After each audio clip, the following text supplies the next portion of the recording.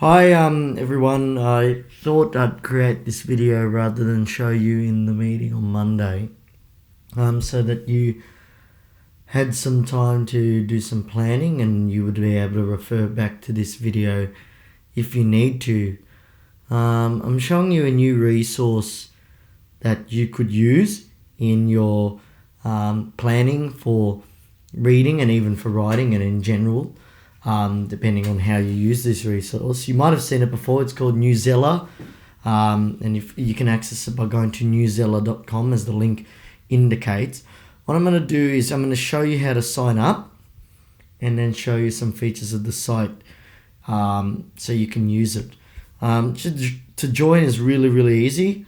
I've already joined, but I'm going to use my private account so I can show you how you can join up. Obviously click that you're a educator, that you work in a 8-12 school as a teacher, and then you can sign up using Google. Hopefully this works actually. So if you click Google, your Google account, thankfully it does seem to be working. Obviously, if you don't have an account, don't use that. Get started. And if you type in our name,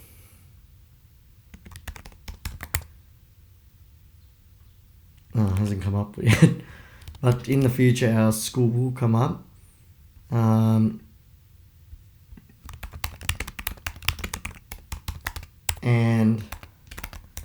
yeah. Let me just set this up. Sorry.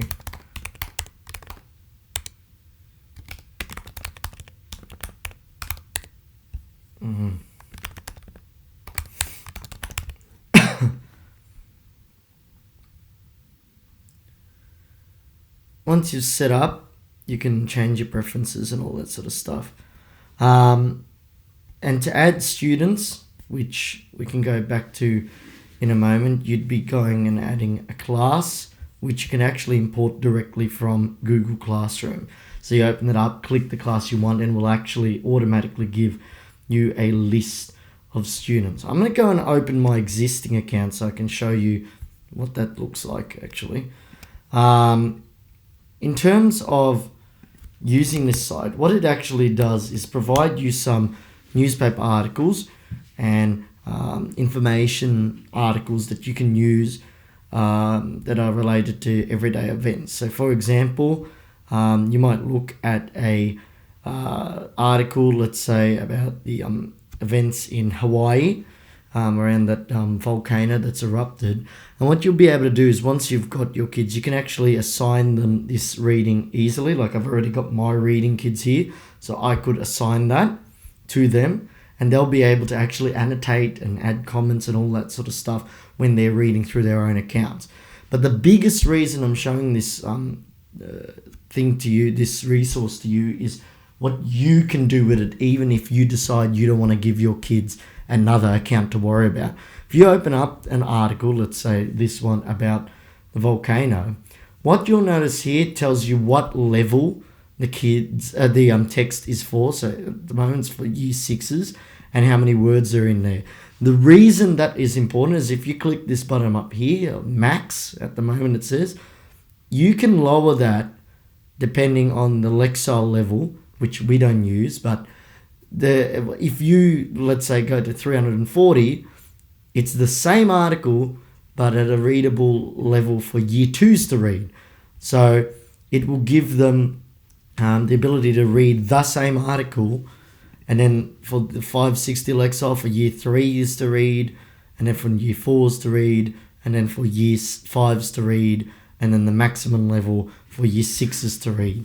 So it will take out different words and different keywords, and they call it power words, and different keywords that they can use. So you can assign them these articles. If you decide that you don't want to give your kids an account, which is fine, if you print it, it actually allows you to print with the article and a quiz at the end. So that can make your comprehension questions really easy to make.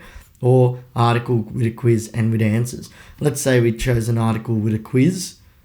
it actually opens up a PDF for you to use, and you can just download that, and there's your a reciprocal reading or a comprehension text that you can use. And at the end, they'll have a summary, a little summary, and some questions that they can answer, 4 questions that they can answer.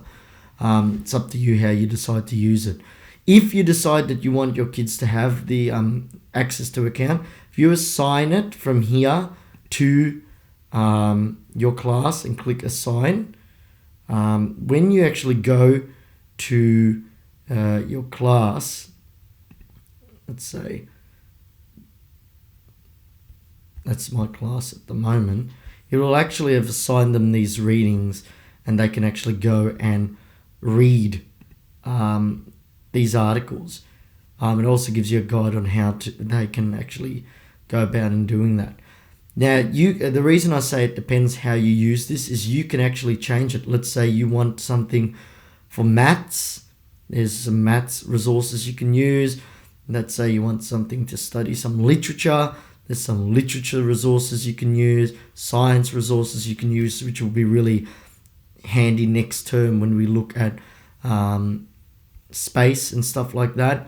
There's some units you can use. You can have them looking at ancient Egypt, this is an American resource, but it is still a good one they can use. You can focus on money. You can give them kids resources, current affairs issues around war, law resources, which are more American, but you might find something useful. And there's definitely in persuasive at the moment, there's also opinion pieces. So we could give them, you could find or set your kids a opinion piece depending on their level. At the moment it's for year 5s. I could say that, there's some, and I think there are, that might need a very low text, a lower level text, not necessarily very low, and gives you an example of an opinion piece that they can use. And some activities on the side here that they could use. So you could have this quiz of 10 questions. You could ask them to write something responding to the prompt, or again, do a quiz or look at some power words so they can actually define what how the word feature is used in this sentence. So it depends how you use it. I think it's a really good one to use, a really good resource to use. I'm going to start using it in reading with regards to my reciprocal reading groups, because I'm starting to get a little bit over the Herald Sun for Kids, and this one will allow me to, if I need to, assign different groups within the my reading group a different level depending on their readability and their F&P score. If you got any questions about how to use this or anything like that, please let me know. Otherwise, hopefully this has been a positive resource for you to use.